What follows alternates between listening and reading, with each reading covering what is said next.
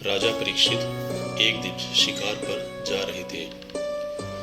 रास्ते में उन्होंने देखा कि एक व्यक्ति हाथ में डंडा लिए हुए एक बैल और एक गाय को पीट रहा है। उस बैल के एक ही पैर थे। यह देख राजा परीक्षित क्रोधित हो गए और उस व्यक्ति को पूछा, तू कौन है जो इस तरह अत्याचार कर रहा है? तुझे ऐसे काम के लिए मृत्यु दंड मिलना चाहिए।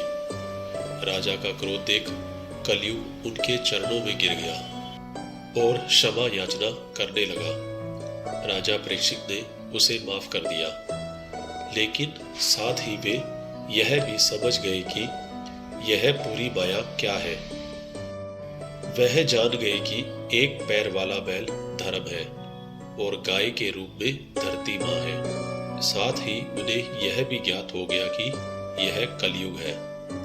राजा परीक्षित ने कलयुग को चेतावनी देते हुए कहा कि उन्होंने उसे इस कृत्य के लिए क्षमा तो कर दिया है, लेकिन वह उनके राज्य की सीमा से बाहर चला जाए। इस पर कलयुग ने भगवान ब्रह्मा के नियम की दुहाई देते हुए कहा, महाराज, आपका शासन पूरी धरती पर है, ऐसे में मैं कहाँ जाऊं? नियमों के अनुसार मुझे यहाँ रहना है। ऐसे में आप ही कुछ उचित स्थान दें जहां मैं रह सकूं।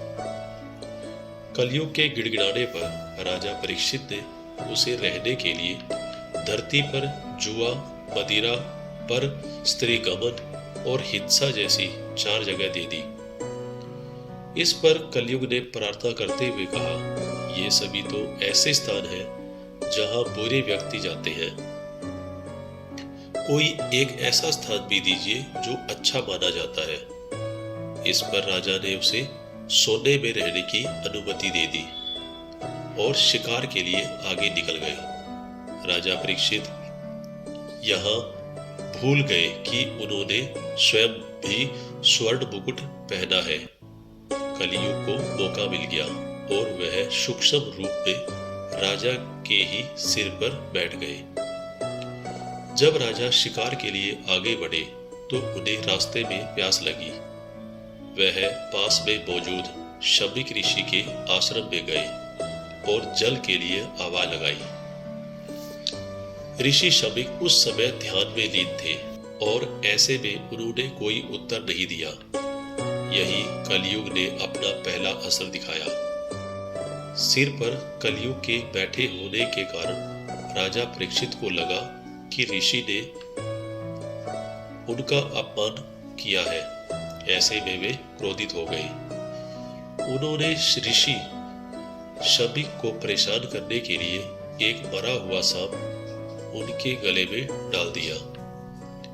उसी समय नदी से स्नान कर लौट रहे ऋषि शमीक के पुत्र श्रृंगी को जब यह घटनाक्रम मालूम हुआ, उन्होंने राजा परीक्षित के 7 दिन के अंदर तक्षक नाग से डस कर मृत्यु हो जाने का श्राप दे दिया। जब राजा को ये बात पता चली तो राजा ने अपने मंत्रियों को बुलाया और पूछा कि क्या करना चाहिए। मंत्रियों ने सुझाव दिया कि वे इतनी सुरक्षा में रहे कि तक्षक नाग वहां आ ही ना सके और चारों ऐसे कई ब्राह्मणों को बुलाया जो अनेक मंत्रों को जानते थे। ये सारे ब्राह्मण राजा की सुरक्षा के लिए अपनी पूरी शक्ति लगाकर मेहनत कर रहे थे। कश्यप नाम का एक ब्राह्मण था जो अति विद्वान और ऐसे मंत्रों को जानता था जो तक्षक नाग के विष के प्रभाव से किसी को भी बचा सकता था। विद्वान होने के साथ ही ब्राह्मण धन का लोभी भी था। मुनि कुमार ने परीक्षित को श्राप दिया है। ये बात तक्षक के कानों तक भी पहुंची तो वे मुनि के श्राप के भय से राजा के प्राण लेने हस्तिनापुर की ओर चले। रास्ते में तक्षक को कश्यप ब्राह्मण मिले। तक्षक ने ब्राह्मण को पूछा कि वे इतनी जल्दबाजी में कहां जा रहे हैं। उनकी बात सुनकर कश्यप ब्राह्मण ने कहा, वे राजा परीक्षित के महल जा रहे हैं। राजा परीक्षित को तक्षक के विष से बचाकर उनसे धन पाने जा रहे हैं। उसे ऐसे मंत्र आते हैं जिससे वो राजा को अगर आयु शेष हो तो पुनः जीवित कर सकता है। कश्यप की बात सुनकर तक्षक ने कहा, अगर उसके पास ऐसी विद्या है तो उसका प्रमाण दे। तक्षक ने वही एक पेड़ को डस लिया जिससे पेड़ भस्म हो गया। बाद में कश्यप ने उस राख को लेकर उस पर अपने मंत्रों का उच्चारण किया और जल छिड़का जिससे पेड़ पहले जैसा हरा भरा हो गया।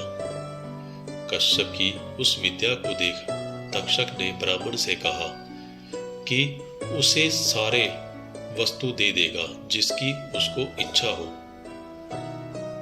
कश्यप ने सोचा, अगर मैं लालच में आकर धन लूंगा तो मेरी बदनामी होगी। राजा को बचाया तो धन यश दोनों मिलेंगे और मुझ पर प्रजा को अनाथ होने का पाप भी नहीं लगेगा, क्योंकि धर्मात्मा राजा के न होने पर प्रजा अनाथ और भ्रष्ट हो जाती है। उस ब्राह्मण ने जब अपने तपोबल से ये देखा कि राजा की आयु समाप्त हो गई है तो कश्यप ब्राह्मण धन लेकर अपने घर चला गया। तक्षक नाग ने तब अपने कुछ नाग मित्रों को बुलाया, उन्हें ब्राह्मण वेश में परीक्षित के उस महल में भेजा जहां वो अति सुरक्षा के बीच थे। तक्षक स्वयं एक फल में कीड़े के रूप में बैठ गया। सुरक्षा सैनिकों ने उस ब्राह्मण को राजा के पास नहीं जाने दिया, लेकिन ब्राह्मण वेशधारी नागों में बहुत मेहनत कर उस फलों को राजा तक पहुंचा दिया। 7वें दिन का सूर्यास्त होने वाला था, इसलिए राजा कुछ निश्चिंत हो गए, फल खाने लगे। तभी तक्षक फल से निकलकर कीड़े से सांप के रूप में परिवर्तित होकर राजा को डस लिया। तक्षक के डसते ही राजा की मृत्यु हो गई और वे परलोक सिधार गए। इस तरह अभिमन्यु पुत्र परीक्षित की मृत्यु होने के बाद उनके पुत्र जनमेजय राजा बने। परीक्षित ने इन 7 दिनों में सुखदेव जी के द्वारा भागवत पुराण का श्रवण करके मुक्ति पा ली थी। आशा करता हूँ ये कहानी आपको पसंद आई होगी। इसे शेयर, सब्सक्राइब और लाइक जरूर करें। वीडियो को अंत तक देखने के लिए धन्यवाद।